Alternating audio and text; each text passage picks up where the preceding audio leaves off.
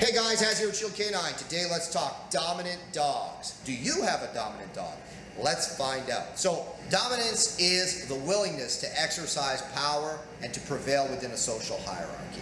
Okay? So when we apply this to dogs, for me, I'm going to define a dog as exhibiting the trait of dominance when a dog is willing to either threaten or actually commit violence to get what he or she wants within a specific situation. The only exception to that will be a dog that's obviously backed into a corner and, is in a state of fight or flight. We tend to view everything as it either is or it is not, and that's a mistake with dogs. Dogs can be friendly in very specific contexts, like out in public, and they can be very unfriendly in specific contexts, to the extent that they're actually willing to bite somebody where they normally would accept affection from that person. They're not just generally dominant or generally not. Dogs can exhibit that trait in very specific contexts, and then outside of that context, not exhibit that trait. So that's what you kind of have to understand about it. The first and most common context that we see that trait being exhibited in, and probably the one that you're most familiar with, is food. This is a very common problem, and it certainly is a form of dominance. We call it resource guarding, but for me, it's a dominance trait, right? The dog values this resource enough that he's willing to either fight for the resource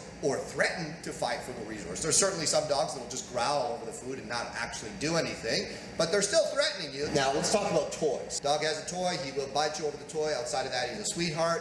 He doesn't care if you put your hand in his bowl when he's eating, but that toy, he loves that toy, or those, whatever he happens to pick up. It could be a Kleenex or anything, and he will bite you over it. Space, okay? Space can be a small space like his little bed, or it can be a big space like your entire property, right? You'll often see dogs that are very dominant about their space. If they perceive that you're encroaching on a space that they've perceived as valuable, they're willing, again, to threaten you or to engage in violence. I'm not talking about a dog who's like a little bit nervous and fear aggressive, and you come into the house and whoa, whoa, whoa. No, that dog's goal is to drive you away because he's perceiving you as a threat. I'm talking about a dog who voluntarily says, hey, that's mine, get out of there.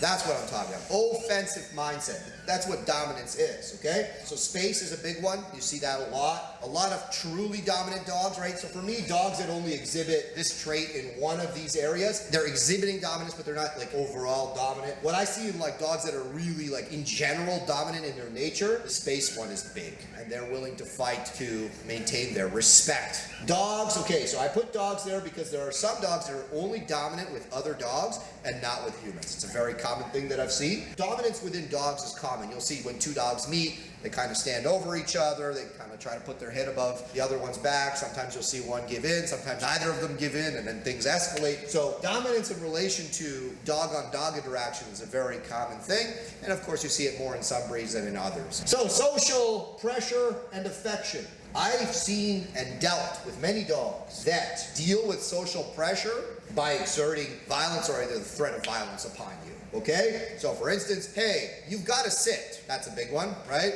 No, I'm not going to sit. And in fact, because I perceive that you're trying to make me sit, I'm going to come after you. Affection. Believe it or not, you run into a lot of dogs that will exhibit aggression related to affection, right? So they'll demand affection. It's very common. Again, this is offensive. This isn't an unwilling dog that you're forcing affection upon. This is a dog that comes up to you and says, hey, pet me. And you're petting them, and then halfway through, all of a sudden they'll start growling at you and looking at you. It's a very common problem, right? Or you stop of petting them, and then they become aggressive towards you because you stop petting them.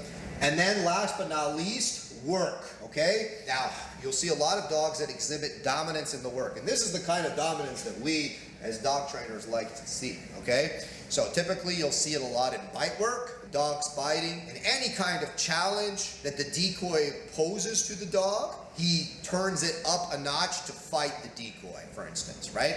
So you see a lot when people say, oh, that dog's so dominant in his bite work. You see it in the barking, the posture, the tonality of the barking, right? Big, deep barks. The dog is taking the space. He's daring the decoy to move. He wants the decoy to move. He wants to fight with the decoy. He's not just doing it because he thinks he has to do it. He's not doing it because he's reacting to what the decoy's doing. He's doing it because he's engaging with the decoy. He's showing that dominant behavior in the barking. And then in the grips, the same thing. He's trying to dominate. He's trying to prevail over the decoy. He's not just doing something to like win his toy. He's biting because he wants to bite. He's taking the fight to the decoy, and he's actually trying to get to the man. He's not just trying to get to the equipment. It's kind of hard to explain it on video. You kind of have to see it and feel it to know what I'm talking about. It's the dog that when he's on the grip, he's looking you in the eye, and if you put any more pressure on him, he gives you one of those big swift shakes and tries to put you on the ground, and he always is trying to beat you in every sense of the word. These are the dogs that we like, and with working dogs, especially if they're high quality working dogs that have really intense drives and are really intense in the work, it's not uncommon that you'll see some of the dominance that we talked about, in some cases, all these spaces. Truly dominant dogs, for me, I wouldn't say a dog is like truly dominant unless he's exhibiting those traits across a wide variety of these spectrums. So most people, when they say, oh, my dog's super dominant, what their dog is either fearful, kind of learned to be dominant in specific scenarios in order to get his way, but when you say to him, hey man, that's not going to work anymore, and he says, okay, I guess it's not going to work anymore, I'll stop. For me, it's not a truly dominant dog. It is to some degree a genetic trait, because I think a truly dominant dog is born, not made, but you can see dogs exhibiting that trait within one or more of these contexts because they've learned it, because the owner has kind of been a little bit ineffective in curbing that behavior, and the dog's learned, hey, I can get my way, which is really what dominance is. I want to get my way in this specific area.